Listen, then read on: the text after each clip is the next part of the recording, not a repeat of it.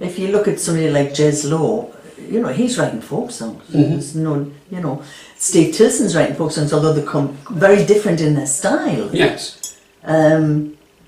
But they're still about the human condition, and you know, ordinary people can identify with them, and they're not introverted. Some singer-songwriters leave me a little bit cold when they sing about the hard times and basically haven't really done anything very much. Well, but that's fine. But I mean, having a go. I wouldn't. Yeah. You know, there's that thing that John Williams says, the classical guitarist, and he used to get incensed by going down the street and there'd be somebody playing the guitar really badly, and he would, you know, like fingernails down a blackboard, and he would like grimace. Whereas I think either it was like age or acceptance or whatever. He just said, as long as people are performing, I don't care. I'm just glad that people are doing it. So it's back to something, at least they're living. Absolutely. Well, yes, and I mean, especially in, you know, modern times, we need to encourage it because they're not learning at school anymore. There's no music education at school, so really folk clubs and places like that, mic nights and the likes, are only places where people can have a go. And you mentioned Ed Pickford just talked about you don't care if it's bad. Ed Pickford said something to me once about his songs. I think I asked him when he was on my radio programme, do you ever get upset when you hear a really bad version of your song? And he said, absolutely not. No. He says, I love it, the people are trying, and if it's a good song, they can't ruin it, it'll always be there. Yes. You know, so... It's only a passing phase. That's right, absolutely, so yeah. One thing that happened with the club was that you won Folk Club of the Year. We did. Was that 2001ish or thereabouts? It was, yes, 2000. Was it 2000? Yeah, 2001, I think. Yeah. Which was the first one for the Folk Awards? No, it was the second one. Oh, right. It was the second one. There was a club at West Horton that won it the first year. Oh, right, yes. So we the one on the outskirts of Birmingham. Yeah. It's... I don't know what I think about those kind of things. It's nice, obviously. Of course. You know, and we used it actually to sort of develop the folk club and attract more people in, and you know. But who knows who's the best folk club? How do you tell? Right, but I mean, let's face it. There's an awful lot of brickbats and not many bouquets within the folk scene. So so that was our little bouquet. That's right. But unfortunately, they discontinued it. And they only did it for about 10 years and then stopped doing that, which I think was maybe all the rest are all bad. But I felt as if it was a shame. I mean, you know, if I look at our situation, for instance, you know, you talked about what I mentioned, the Arts Centre being a nice place. It's run by the council, and sometimes we've had to fight to keep our place there, you know, because there are other pulls and funding pulls and all sorts of things, and just having that little bit of prestige of having won an award gave us just a little negotiating handle, you know, and they sort of valued us a little bit. Right. I think it's a shame, even being nominated for something like that. I'm sure would do a performer good, you know, they can put it on their posters, nominated for blah. So those kind of nominations, even if you don't win, are really helpful to people, I think. You do know in my publicity I've got written on, not nominated for like Young Folk Singer of the Year. That would be good. Yes, that's like, you just remind us of a joke that was circulating on the internet. A picture of what's it called? I can't remember the words they used, but basically it was a picture of a guy, and you know, the amazing untattooed man. Oh yes, I did see it. Yes, yeah, so very funny. Yeah, yes, very good. So one thing that we brushed on was like in the 90s. Was it around about 95, 96ish? You ran a radio show from. I did. Was it from Sunderland University or? No, it was based in the university. That's right, yeah. It was a community radio station called Weir FM, and I was surprised when they asked us to do it. I don't know what made them ask me, but and I was petrified of doing it because I'm not the most technical of people, but I absolutely loved it. It was just it was a fantastic experience. And you know, I used to get guests play records and get guests in, and you came in and did some storytelling and various That's things. right, 'cause that was when I was first starting telling stories, yeah. Yes, I think I called you bluff, didn't I, when I asked for storytellers Yeah. to come in and you came in. Yeah. But yeah, it was a shame because it was a lovely little station that the community had access to it, and Sundays were esoteric music all day long. There was jazz and blues and country music, and I can't remember, there was another one, but it was lovely, and unfortunately it was taken over by a commercial company who played wall-to-wall pop Taylor music. Swift. Yeah. Which is a shame, because I mean it was like a glowing beacon of for people to listen to folk music, you know, with your obvious enthusiasm for it, and you know the breadth of your taste. And well, yeah, I mean, absolutely. And I tried to, you know, if people were playing somewhere, I'd give them the opportunity to come and play live if they were in the area. And you know, it was great.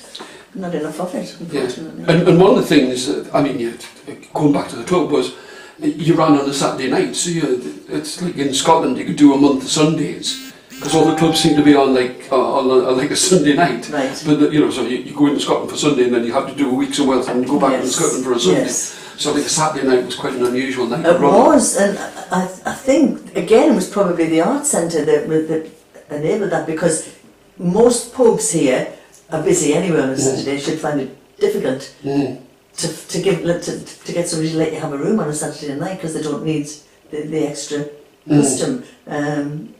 So yeah, and I think that also was good for us, because we could get people on the way somewhere or on the way back from somewhere that wouldn't have any other option to play on a Saturday night. Yeah. So the agent would say like, well, only let them play, and you go, oh well, maybe not. I've got lots of people to only book for that night. Yeah, anybody who could. Well, it's been absolutely fantastic sort of chatting with you. It's just brilliant. It's sort of so funny and informative. But the last thing I'd like to finish with is it's very easy to lampoon folk music. It seems to be something that people have a stereotypical idea of it. Yeah. How would you encourage somebody to listen to folk music? I don't know. It's a funny thing, you know. I mentioned that Eric and I started together. I walked into the Grindon Mill Folk Club and I felt at home, and I never looked back, and I lost interest in pop music, I lost interest in any other kind of music, because it just spoke to me. I went and I saw a live performance and people were singing about things that I cared about, and I think I could only say go and try it, go and sample it. And from the point of view of performers, keep on singing songs that people can identify with, because they can hear, you know, mindless trivia anywhere. But I think most people, if they hear a good folk song, will appreciate it. They might say it's not really my thing, but and you'd get a positive response. But I don't know. I mean, we are very keen to get young people involved, so we do encourage that. I don't know. I mean, have you got a solution? Oh, I don't think anybody's got a solution. No. Just don't take any notice of the rumours. Yes. Experience it for yourself. Experience it, that's exactly. And at least then you'll know exactly what it is that you don't like about it. But rather than this self-perpetuating myth that it's been in the ear. That's right, in orange jumpers and things. I mean, people should give up on that, because it's never been that, really. No. Well, for the Clancy Brothers and Tommy Makeham, yes. That was it. But they were fabulous musicians. Yes, they were, and worth listening to. Absolutely. Great songs that were written, and great enthusiasm. Yeah, and it's much easier now to be a performer yourself, and I think that aspect of it, is encouraging for people if they think, actually, I think I could have a try at that. I mean, getting material was quite difficult for us. Like I said, I had Nick Jones's album, and we just learned everything. We were hungry for songs. I can remember sending away a postal order to the communist bookshop in London. I know, so you heard it here first. And I bought a little book called Walton's Treasury of Irish Songs. Oh yes. And another one about Irish ballads and recitations. But I put up, I can't remember how much, probably 2 and 6. You could buy a guitar for that. You could, and I sent it away, and I had to wait weeks for it to come back. You know. But whereas now it's like that. Certainly, you get on the internet, and of course we all made mistakes with the words, learning from records, where you had to keep playing it over and back and back and writing it down. Yeah. I think it's that passion that you've held all, you know. Like I'm still passionate about it. Absolutely, I get emotional listening to a song. I absolutely do, and you know. I don't know if I'm unusual in that, but no. I think most of the people I know feel the same about folk music. It's funny how many people, when I've spoken to them, have said there was one instant that just seemed to change their attitude towards music. You said you walked into the Grindon Arms. Yeah. I listened to Tim Hart and Matty Pryor on the radio, and Ewan McCall and Peggy Seeger playing Abolition Dulcimer, and I've never heard anything like it. I thought, there's something about this. Shirley Collins, her voice just kind of like struck me right through the middle of my heart. So. And I think there was in the early days, there was like Wally Whiten, and Walk Right In, people used to all these programs, run home to watch that. Yes. But maybe it was because it was new. But there was a sort of a youth subculture then, wasn't it? It was something our parents knew nothing about. Yeah, well, there is, that rebellious, and you could go to a club, meet like-minded people, listen to songs, and it was a very social thing. You know, it wasn't so much about the music. Sometimes it was more about who you would meet and like a close-knit group of friends. Well, yes, and in many ways, I think I would say that we've got friends all over the country as a result of that. You know, if you're ever in a difficult situation anywhere, I'm sure you could call, because we've met at festivals and we've had a bit of chat and, you know, sung together in the corner and all the folk diaspora. Absolutely.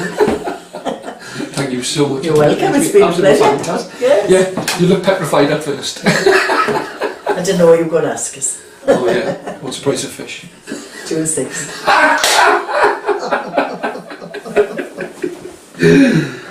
Oh, it hasn't been switched on. Oh, that's a shame. We'll have to do it all again, Tony. No, that was fantastic. Thank you.